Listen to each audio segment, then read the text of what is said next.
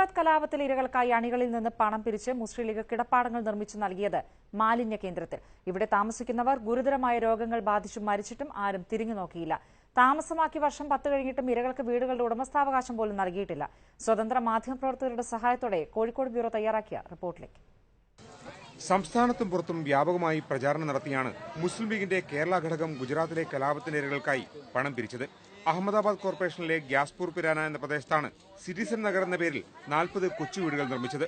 അന്ന് വലിയ പ്രചാരണമില്ലാതെ വീടുകൾ കൈമാറുകയായിരുന്നു. 10 വർഷത്തിനു ശേഷം ഇവിടെ എത്തിയ ചില സ്വതന്ത്ര മാധ്യമ പ്രവർത്തകർ കണ്ട കാഴ്ചകൾ ഞെട്ടിക്കുന്നതാണ്.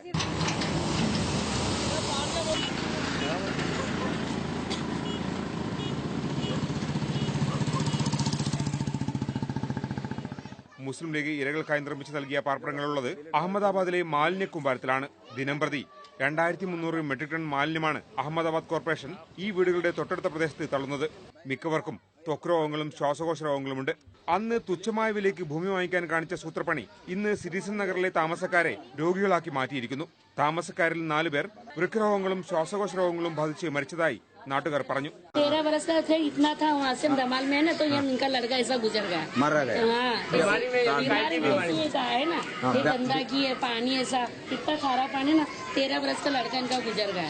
ഇനി മറ്റൊരു ഞെട്ടിക്കുന്ന യാഥാർത്ഥ്യം കൂടി കേൾക്കാം. ഈ വീടുകളൊന്നും ഇവിടെ താമസിക്കുന്നവരുടെ പേരിലല്ല. ഷെരീഫ് ഖാൻ എന്ന കെട്ടിട നിർമ്മാതാവിന്റെ പേരിലാണ് ഈ വീടുകൾ. व्यवस्था नहीं है, पेपर नहीं है मकान के. हाँ, ये कौन दिया था? केरला वाले.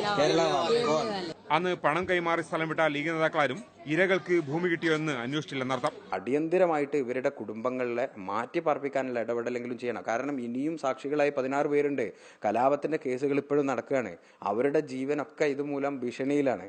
അവരവിടുന്ന് റീഹാബിലിറ്റ് ചെയ്യാൻ ലീഗ് തയ്യാറാവണം. 36 ലക്ഷത്തോളം രൂപയാണ് ലീഗ് പിരിച്ചു നൽകിയത്. പിരിച്ച തുക നൽകിയില്ല എന്ന് അന്ന് KT ജലീൽ ആരോപിച്ചത് പാർട്ടിയിൽ വലിയ വിവാദമുണ്ടാക്കിയിരുന്നു. പിരിവിനെക്കുറിച്ചുള്ള കൃത്യമായ കണക്കുകൾ പാർട്ടിയിൽ അവതരിപ്പിച്ചിരുന്നില്ല.